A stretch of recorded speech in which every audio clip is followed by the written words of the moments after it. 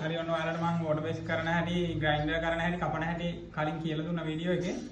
ඉතින් මම අද මේ තියෙන දොර 120න් ග්‍රයින්ඩර් කරලා 180 වෙනුත් කපලා තියෙන්නේ 120 වෙනුත් ග්‍රයින්ඩර් කරලා අපි කපලා තියෙන්නේ 120 වෙනුත් අපි කපලා 180 වෙනුත් දැන් කපාගෙන පැඩ් දාලා කපාගෙන ඉවරයි.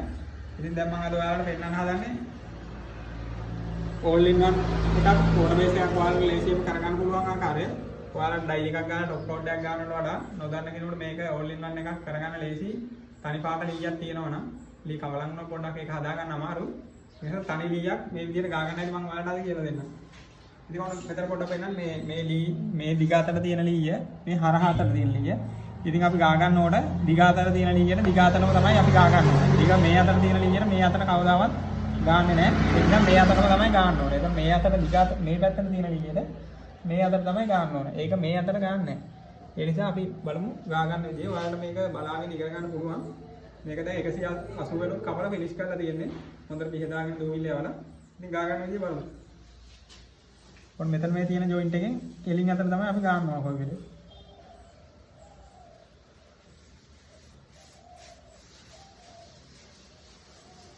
මේක කොයි වෙලෙත් අත ඉක්මන් කරලා ගා ගන්න ඕන නැත්නම් වේලෙනවා.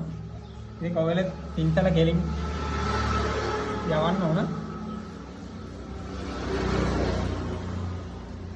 ඉතින් ඔය වේලෙන්න නොදී අත ඉක්මන් කරලා ගා ගන්න තරමට සැල්ලම් හිතෙන්නේ කිසිම දෙයක් නැහැ. all in one එකක් පාවිච්චි කරන ඔයාලා බය වෙන්න එපා. මේ ආකාරයෙන් ගා ගන්න ලේසි. ඔයාලා ගෙදරක වැඩක් කර ගන්න ඕන කපලා මේ විදිහට ගා ගන්න. ඉතින් මේක මේ දන්න අයට නෙමෙයි අතරම මම මේ වීඩියෝ මේ වගේ ලේසියෙන් කරගන්න පුළුවන් විදිහට දාන්නේ. නොදන්න කෙනෙකුට කරගන්න මේක හෑන්ඩ් පේන්ට් එකක් තමයි අපි කරන්නේ.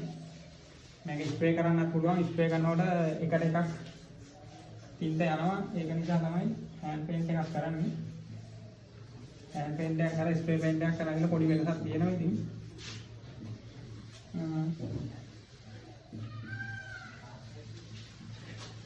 ඉතරයි කියන විදිහට අවශ්‍ය විදිහට තමයි යන්නේ. හෑන්ඩ් පේන්ට් එකක් කරා කියලා ලොකු ගැටලුවක් වෙන්නේ නැහැ. හරියට කළොත් හොඳට තියෙනවා.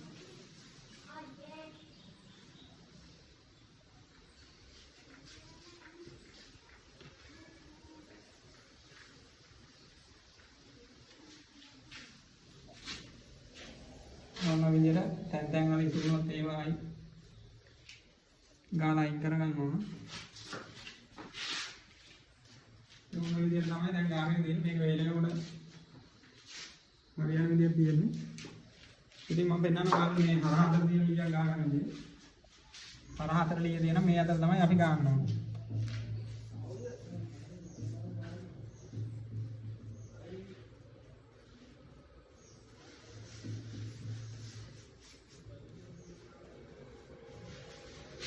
ඉතින් කලින් උඩ තියෙන වීඩියෝ බලලා බලන්න පුළුවන් ග්‍රයින්ඩර් කරගන්න විදිය. අපා ගන්න විදිය බලන්න. වීඩියෝ වලින් ගෙනල්ලා තියෙනවා. මේ වීඩියෝ බලලා මේ විදියම කරගන්න පුළුවන් කිසිම ගැටලුවක් නැතුව. ඉතින් පල්ලි නැත්තම් පසුතැවෙන්න එපා. බඩු ටික විතරක් ගෙනල්ලා මේ වැඩේ කරගන්න පුළුවන්. ඉතින් ඔන්න ඔය විදියට ලේසියෙන් වෝටර් බේස් එකක් කරගන්න පුළුවන්. ඉතින් ලොකු කතා කියාවි ඒ කතා ආලා වැඩ කරන්න ඕනේ නැහැ. ලේසියෙන්ම මේ විදිහට ඔයාලා වැඩේ කරගන්න කිසිම ගැටලුවක් නැහැ. ඔයාලා ලී දැව ආරක්ෂක කරගෙන මේ විදිහට all in one එක පාවිච්චි කරන්න. ඉතින් ඔන්න ඔය ආකාරයට පළවෙනි කෝඩ් එක දැන් මේ ගෑව විතරයි. තාම වේලිලා නැහැ. ඒතකොට පොඩි පොඩි කළු පාල් තියෙන ගති වේලිලා යනවා. ඉතින් ඔන්න ඔය ආකාරයට all in one එක කෝඩ් එකක් ගෑවට පස්සේ ඔන්න වෙනම බලා ගන්න පුළුවන් ඔයාලට. ඉතින් මේක තාම වෙilla නැහැ. ඉතින් ඔන්න ඔය විදිහට වැඩක් කරගන්න ඔයාලට පුළුවන් ලේසියෙන්ම. ඒ නිසා මගේ වීඩියෝ බලන්න කලින් තියෙනවා ග්‍රයින්ඩර් කරන්න හැටි පෙන්නුවා, කපන හැටි කපලා තියෙන පෙන්නුවා.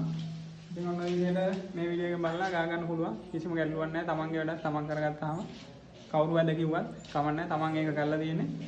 ඉතින් ඔය විදිහට ලස්සනට වැඩේ කරගන්න පුළුවන්.